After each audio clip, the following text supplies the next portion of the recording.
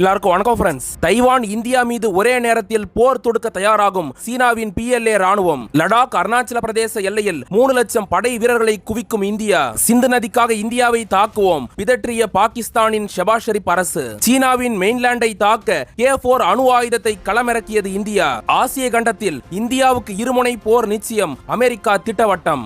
ஆசிய கண்டத்துல போருக்கு தயாராயிட்டு இருக்க இந்தியா, பாகிஸ்தான், சீனாவுக்கு நடுவுல இப்ப என்ன நடந்துட்டு இருக்குன்னு இந்த வீடியோல பார்க்கலாம் ஃப்ரெண்ட்ஸ். வீடியோக்குள்ள போறதுக்கு முன்னாடி நம்ம சேனலை மறக்காம சப்ஸ்கிரைப் பண்ணிக்கங்க. மேலும் டிஃபென்ஸ், ஜியோ பாலிடிக்ஸ் இன்ஃபர்மேஷனை தெரிஞ்சுக்க மேல இருக்க ஐகார்டை கிளிக் பண்ணி பாருங்க. கவர்மெண்ட் எக்ஸாமுக்கு ப்ரிப்பேர் பண்றவங்களுக்காக சில புக்குங்களை டேக்டு ப்ராடக்ட்ஸா கொடுத்திருக்கோம், அதையும் போய் செக் பண்ணி பாருங்க. இப்போ வாங்க ஃப்ரெண்ட்ஸ், நம்ம வீடியோக்குள்ள போகலாம். 2025க்கு முன்னாடி வரைக்கும் இந்தியாவுக்கும் சீனாவுக்குமான பிரச்சனைன்றது ரொம்ப அதிகமா இருந்ததுங்க. கல்வான் பள்ளத்தாக்குல 2020 அப்ப ஏற்பட்ட நேரடி மோதலுக்கு அப்புறம் சீனா, இந்தியான்ற இந்த ரெண்டு நாடுகளும் வர்த்தக ரீதியா ஏற்றுமதி இறக்குமதிகளை பண்ணிட்டு இருந்தாலும் மத்தபடி டிப்ளமேட்டிக் ரிலேஷன்ஷிப்பை பல மடங்கு குறைச்சிக்கிட்டாங்க. இதோட சேர்த்து லடாக் அருணாச்சல பிரதேச பார்டர்ல திரும்பவும் எதனா போர் ஏற்பட்டுருமோன்றதுக்காக ரெண்டு நாடுகளும் தொடர் பேச்சுவார்த்தைகளை இப்ப வரைக்கும் நடத்திக்கிட்டு தான் இருக்காங்க. லடாக் பிரச்சனையை தீர்க்கறதுக்காக 10 சுற்றுக்கு மேல பேச்சுவார்த்தைகளை நடத்தியிருக்க இந்தியா, சீனாவோட ஹையர் அபிஷியல்ஸ் 2024 பிரிக்ஸ் மாநாட்டுக்கு அப்புறம் தான் அதுல கொஞ்சமாவது முன்னேற்றத்தை அடைஞ்சாங்க. உக்ரைன் போர் காரணமா ஆசியா மேல அமெரிக்காவோட அழுத்தம்ன்றது நாளுக்கு நாள் அதிகமாயிட்டு இருக்கிறதுனால இந்தியாவும் சீனாவும் பார்டர்ல மோதக்கூடாதுன்னு ரஷ்ய அதிபர் புதின் கேட்டுக்கிட்டாரு. இதனால தான் 2024 பிரிக்ஸ் மாநாடு, அதுக்கப்புறம் 2025 ஷாங்காய் மாநாட்டுக்கு அப்புறம் ரெண்டு நாடுகளும் லடாக் அருணாச்சல பிரதேச பார்டர் பிரச்சனையை தீர்க்கறதுக்காக உயர்மட்ட கமிட்டியை அமைச்சிருந்தாங்க. இப்போதைக்கு லடாக் அருணாச்சல பிரதேச பார்டர்ன்றது அமைதியா இருக்கிற மாதிரி தெரிஞ்சாலும் சீனாவை எப்பவுமே நம்மளால நம்ப முடியாதுங்க. இந்தியாவை சுத்தி இருக்கிற மாலத்தீவு, இலங்கை, பாகிஸ்தான், வங்கதேசம் மாதிரி இல்லாம சீனா இந்தியாவுக்கு தொல்லை கொடுக்கறதுக்கு வேற விதமான ஸ்ட்ராட்டஜிஸ் ஃபாலோ பண்ணிக்கிட்டு இருக்காங்க. நான் சொன்ன இத்தனை நாடுகள்ல சீனா மட்டும்தான் மிகப்பெரிய பரப்பளவையும் ராணுவ பலத்தையும் வச்சிருக்க நாடா இருக்காங்க.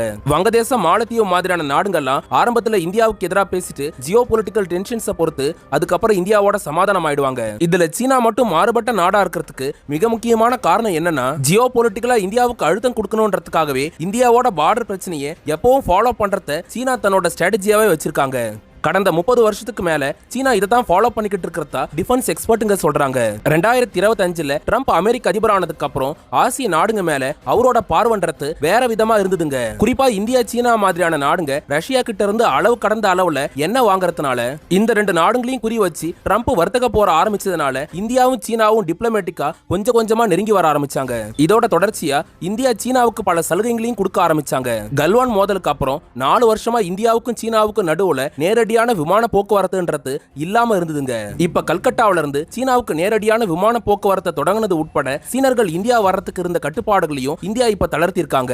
இப்படி ட்ரம்பால இந்தியாவும் சீனாவும் நெருங்கி வர்றது நல்ல விஷயமா தாங்க தெரிஞ்சது. சீன அதிபர் ஜி ஜின்பிங் தரப்புலையும் என்ன விஷயங்கள் அறிவிக்கப்பட்டதுன்னா, இந்தியாவுக்கு ரேர் எர்த் மெட்டீரியல்ஸ்ல தொடங்கி அதுக்கப்புறம் எலக்ட்ரானிக் ஐட்டத்தையும் நாங்க தாராளமா ஏற்றுமதி பண்றோன்ற மாதிரி அவங்க தரப்புல சொல்லியிருந்தாங்க. இதை விட ஹைலைட்டா சீனாவோட டிராகனும் இந்தியாவோட எலிபென்ட்டும் ஒன்னா கைகோத்து செயல்படுது, நாம நிறைய விஷயங்களை சாதிக்கலான்ற மாதிரி அவங்க தரப்புல அறிவிச்சாங்க. என்னதான் சீனா வெளியில இருந்து பார்க்கும்போது இந்தியாவுக்கு ஆதரவா இணக்கமா செயல்படுற மாதிரி தெரிஞ்சாலும் அவங்களோட உள்நாட்டு அரசியலுக்கும் ஆசிய கண்டத்துல தன்னோட டாமினன்ஸ் தான் உச்சத்துல இருக்கணும்ன்ற அந்த மனநிலையிலையும் இந்தியாவுக்கு பிரச்சனை கொடுக்கிற வகையில புது திட்டங்களை இப்ப சீனா கையில் எடுத்திருக்காங்க. குறிப்பா பிரம்மபுத்திரா நதியில அணைக்கட்டுறதுல தொடங்கி இந்தியாவுக்கு எதிர்ப்பா செயல்படுற பாகிஸ்தானுக்கு ஆயுதங்களை கொடுக்கறதுலயும் சீனா முன்னணியில செயல்படுறாங்க.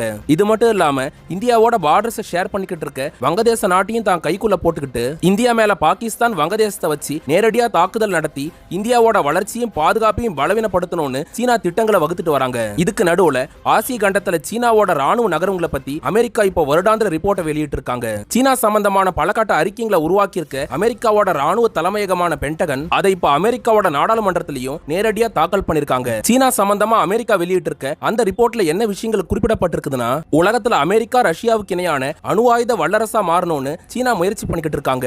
இதுக்கேத்த மாதிரி திரைமறைவுல மறைமுகமா நியூக்ளியர் ஆர்ம்டு ரேசஸையுமே சீனா இப்ப நடத்திக்கிட்டு இருக்காங்க.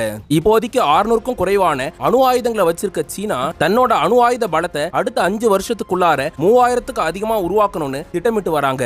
சீனாவோட ஜின்ஜியாங் பிராந்தியத்துல அணு ஆயுத தயாரிப்பும் தீவிரமா நடந்துகிட்டு ஏற்பட்டிருக்கிறதா அமெரிக்கா அந்த ரிப்போர்ட்ல குறிப்பிட்டிருக்காங்க. இதுக்கு அடுத்ததா 2027 தொடங்குறதுக்குள்ளார தென்சீன கடல் பகுதியில் அமைஞ்சிருக்க தீவு நாடான தைவான் மேல நேரடியா போர் தொடுக்கிறதுக்கு சீனா தன்னோட படைகளை தயார்படுத்தி வச்சிருக்காங்க. இதுக்கு அடுத்ததா ஆசிய கண்டத்துல இன்னொரு போரை நடத்தணும்ன்றதும் சீனாவோட திட்டமா இருந்துட்டு இருக்குது. அதாவது இந்தியாவோட நிலப்பகுதியா இருக்க லடாக், அதுக்கப்புறம் அருணாச்சல பிரதேச பகுதிகளை நீண்ட காலமா உரிமை கொண்டாடிக்கிட்டு இருக்க சீனா இதுல அருணாச்சல பிரதேசத்தை குறி வச்சு தைவான் மேல படையெடுக்கிற அப்பயே ஒரே நேரத்துல படையெடுக்கணும்னு அவங்க நினைக்கிறாங்க. இதுக்கு அடுத்ததா தென்சீன கடல் பகுதியும் முழுசா தன்னோட ஆதிக்கத்தின் கீழே கொண்டு வரணும்னு சீனாவோட PLA ராணுவம் திட்டமிட்டு வர்றதா அமெரிக்கா தன்னோட ரிப்போர்ட்ல சொல்லிருக்காங்க. அமெரிக்கா வெளியிட்டிருக்க ரிப்போர்ட்டை பத்தி டிஃபென்ஸ் எக்ஸ்பர்ட்டுங்க என்ன சொல்றாங்கன்னா, அமெரிக்கா ரஷ்யா மாதிரி உலகத்துல கணிக்க முடியாத நாடுகள்ல ஒன்னாதான் சீனா இப்பவும் இருந்துட்டு இருக்காங்க. சீனா மத்த நாடுகளுக்கு எதிரா எப்ப என்ன மாதிரியான காரியத்தை பண்ணுவாங்கன்றத யாராலையும் சரியா கணிக்க முடியாது. சீன அதிபர் ஜி ஜின்பிங்க பொறுத்த வரைக்கும் அவரோட ஆட்சி காலம் முடியறதுக்குள்ளாரியே தைவானை எப்படியாவது அடையணும்னு நினைக்கிறாரு. இது மட்டும் இல்லாம 1950களில் மாவோ எப்படி திபெத்தை தன்னோட இணைச்சாரோ அதே மாதிரி இந்தியாவோட நிலப்பரப்பா இருக்க அருணாச்சல பிரதேச லடாக் பகுதி மேல நேரடியா போர் தொடுத்தாவது அந்த இடத்தை கைப்பற்றணும்னு சீனா திட்டம் தீட்டுறாங்க. இதுக்கு முன்னாடியே இந்த ரெண்டு பகுதிகளை குறி வச்சு 1962ல இந்தியா மேல சீனா போர் தொடுத்திருந்தாங்க. அந்த போர்ல லடாக்கோட 36,000 சதுர கிலோமீட்டர் பரப்பளவு கொண்ட அக்ஷய்சின் பகுதியை சீனா ஆக்கிரமிச்சிருந்தாங்க. ஜியோ பொலிட்டிக்கலா இன்னைய சூழ்நிலையில சீனாவுக்கு அடுத்த கட்டமா உலகத்துல வலிமையான ராணுவத்தை வச்சிருக்க நாடா இந்தியா தான் இருந்துட்டு இருக்காங்க. இது மட்டும் இல்லாம தரைப்படை, விமானப்படை, கடற்படைன்னு முப்படைகள்ல இருந்து அணு ஆயுதங்களை ஏவர நாடா இன்னைக்கு இந்தியா வளர்ந்து நிக்கிறாங்க. ஒருவேளை லடாக், அருணாச்சல பிரதேச மாநிலங்கள் மேல சீனா போர் தொடுத்து வந்தாங்கன்னா அது சீனாவுக்கு சிக்கிம் போர் மாதிரி மிகப்பெரிய இழப்பையும் ஏற்படுத்தும். இதோட சேர்த்து இந்தியா, சீனான்ற இந்த ரெண்டு நாடுகளுக்கு நடுவுல நேரடியா அணு ஆயுத போரே ஏற்பட்டாலும் ஆச்சரியப்படுறதுக்கு இல்லன்னு டிஃபென்ஸ் எக்ஸ்பர்ட்டுங்க சொல்றாங்க. தைவான் இந்தியாவை குறி வச்சிருக்க சீனா எப்ப வேணா இந்தியாவை டார்கெட் பண்ணி ஃபுல் ஸ்கேல் வார நடத்தலான்றதுனாலதான் இந்தியாவும் அதுக்கேத்த மாதிரி லடாக்ல தொடங்கி அருணாச்சல பிரதேச வரைக்கும் இருக்கிற இந்தியா சீனா பார்டரான 4000 கிலோமீட்டர் பார்டர்ல உள்கட்டமைப்புகளை டெவலப் பண்றதுல தொடங்கி ஆயுதங்களை சீக்கிரமா கொண்டு வந்து சேர்க்கிற வரைக்கும் எல்லா விஷயங்களையும் துல்லியமா பண்ணிக்கிட்டு இருக்காங்க. இமயமலை பகுதியில சீனாவோட நேரடியா போர் நடத்தணும்ன்றதுக்காகவே இந்தியா தனித்துவமா ஒரு டேங்கையுமே உருவாக்கி இருக்காங்க. லடாக் போருக்காக சீனா உருவாக்கி இருந்த 30 டன் எடை கொண்ட டேங்கை விட இந்தியா உருவாக்கி இருக்க ஜோரோவர் டேங்க்ன்றது வெறும் 20 டன் தான் எடை கொண்டதுன்னு எக்ஸ்பர்ட்டுங்க சொல்றாங்க. இது மட்டும் இல்லாம போர் காலத்துல அதிகப்படியான ஆயுதங்களை சீனாவோட பார்டருக்கு குயிக்கா கொண்டு வந்து சேர்க்கறதுக்கு ஏதுவா தரைவழி போக்குவரத்துல தொடங்கி ராணுவ போக்குவரத்து விமானங்களை எளிதா கையாளுறதுக்கான எல்லா உள்கட்டமைப்புகளையும் இந்தியா பண்ணி வச்சிருக்காங்க. Friends, S-400 air defence system, அதுக்கப்புறம் பிரம்மோஸ் மிசைல்ஸ்ங்க, ரஃபேல் மாதிரியான போர் விமானங்களை சீனாவோட பார்டரை ஒட்டி அமைஞ்சிருக்க ராணுவ தளங்கள்ல இந்தியா தயார் நிலைக்கு கொண்டு வந்து வச்சிருக்கிறதா டிஃபென்ஸ் எக்ஸ்பர்ட்டுங்க சொல்றாங்க. இதோட சேர்த்து சீனாவோட PLA ராணுவத்தோட எந்த நிமிஷமும் வாருக்கு தயார் நிலையில இருக்கிற விதமா 3 லட்சம் ஆக்டிவ் சோல்ஜர்ஸ்ங்களையும் இந்தியா போருக்காக நிறுத்தி வச்சிருக்காங்க. அமெரிக்காவோட ரிப்போர்ட் வெளியான கையோட சீனாவுக்கு செக் வைக்கிற விதமா இந்தியா இப்போ புது மிசைலையும் கையில் எடுத்திருக்காங்க. விசாகப்பட்டினம் கடல் பகுதியில வச்சு அரிகாந்த் கிளாஸ் நீர்மூழ்கி கப்பல் மூலமா K4 என்ற அணு ஆயுத தாக்குதல் நடத்துற SLBM இந்தியா டெஸ்ட் பண்ணி பார்த்திருக்காங்க. K4 மிசைலை டெஸ்ட் பண்றதுக்காக இந்தியா நோட்டம் வெளியிட்ட கையோட இந்தியாவோட மிசைல் டெஸ்ட கண்காணிக்கணும்ன்றதுக்காக சீனாவோட PLA ராணுவன்றது 4 ஸ்பை ஷிப்புங்களை இந்திய பெருங்கடல் பரப்புக்கு அனுப்பியிருந்தாங்க. இருந்தும் சீனாவோட உளவு பார்வைங்களை தவிடுபடியாக்கி இந்தியா K4 என்ற SLBM அணு ஆயுதத்தை வெற்றிகரமா டெஸ்ட் பண்ணி பார்த்திருக்காங்க. அப்துல் கலாம் நினைவா உருவாக்கப்பட்டிருக்க இந்த K4 ஆயுதத்தை பொறுத்த வரைக்கும் அரிகாந்த் கிளாஸ் நீர்மூழ்கி கப்பல்ல இருந்து 4 K4 அணு ஏவுகணைகளை நம்மளால பயன்படுத்த முடியுங்க. நிலத்துல இருந்து எதிரி நாடுங்க மேல அணு ஆயுத தாக்குதல் நடத்துறதுக்காக நாம அக்னி 5 என்ற நியூக்ளியர் மிசைலை வச்சிருக்கோம். இதுக்கு அடுத்ததா செகண்ட் ஸ்டேக் நியூக்ளியர் அட்டாக்குக்காக நாம கடல்ல இருந்து பயன்படுத்துறது தான் இந்த K4 ஏவுகணையா இருக்குது. ஃப்ரெண்ட்ஸ், அக்னி 5 நியூக்ளியர் மிசைலை கூட தரையில இருந்து லான்ச் பண்ணும்போது அதை கண்டுபிடிச்சு எதிரி நாடுங்களால தாக்கி அழிக்க முடியும். இந்த K4 நியூக்ளியர் மிசைல்ன்றது நீர்மூழ்கி கப்பலோட இணைக்கப்பட்டிருக்கிறதுனால சத்தமே காட்டாம சீனாவோட மெயின்லேண்ட் சைனாவுக்கு பக்கத்துல அமைஞ்சிருக்க சவுத் சைனா சி கடல் பகுதிக்கு போயிட்டு அங்கிருந்து சீனா மேல சர்ப்ரைஸா நியூக்ளியர் அட்டாக் பண்ணக்கூடிய கேப்பபிள் இந்த K4 மிசைலுக்கு இருக்குதுங்க. என்னதான் சீனாவோட PLA ராணுவன்றது இந்தியா மேல ஃபுல் ஸ்கேல் வார நடத்தணும்னு திட்டங்களை தீட்டிட்டு வந்தாலும் இந்தியாவோட K4 நியூக்ளியர் மிசைல் ஒண்ணு போதுங்க சீனாவோட போர் திட்டத்துல இருந்து அவங்க பின்வாங்கறதுக்குன்னு டிஃபென்ஸ் எக்ஸ்பர்ட்டுங்க சொல்றாங்க.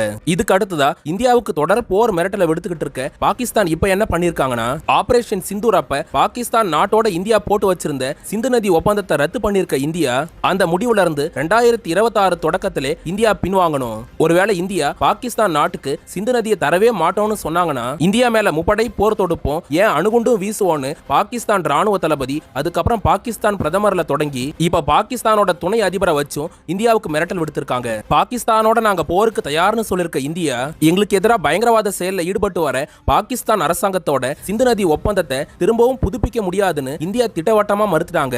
வீடியோவை இது வரைக்கும் பொறுமையா பார்த்ததுக்கு ரொம்ப நன்றிங்க. அப்புறம் ஃப்ரெண்ட்ஸ், வீடியோ பார்த்துட்டு இருக்க ஒரு சில நண்பர்கள் சப்ஸ்கிரைப் பண்ணாம பார்த்துட்டு இருக்கீங்க. எங்களுக்கு நீங்க பண்ற பெரிய உதவி என்னன்னா சப்ஸ்கிரைப் பண்றது தாங்க. இதையும் தாண்டி எங்களுக்கு எதனா உதவ நினைச்சீங்கன்னா சூப்பர் தேங்க்ஸ் ஆப்ஷன் மூலமாவோ இல்லனா ஸ்கிரீன்ல தெரியுற QR கோடை ஸ்கேன் பண்ணி உங்களால முடிஞ்ச ஹெல்ப்பை எங்களுக்கு பண்ணலாம் ஃப்ரெண்ட்ஸ். அரசு வேலைக்கு முயற்சி பண்றவங்களுக்காக சில புக்குங்களை டேக்டு ப்ராடக்ட்ஸா கொடுத்திருக்கோம். அதையும் போய் செக் பண்ணி பாருங்க. போர்கள் மேல கவனம் செலுத்துற வல்லரசு நாடுகளோட அதிபருங்க போருங்களை அடியோட கைவிட்டு மக்களுக்கான அடிப்படை தேவையா இருக்க கல்வி, உணவு, மருத்துவத்துக்கு முக்கியத்துவம் கொடுக்கணுங்க. அடுத்து ஒரு டிஃபென்ஸ் ஜியோபாலிட்டிக்ஸ் தகவலோட நாளைக்கு உங்களை வந்து சந்திக்கிறேன். அது வரைக்கும் உங்ககிட்ட இருந்து விடை பெறுவது ஆல் இன் தமிழ்.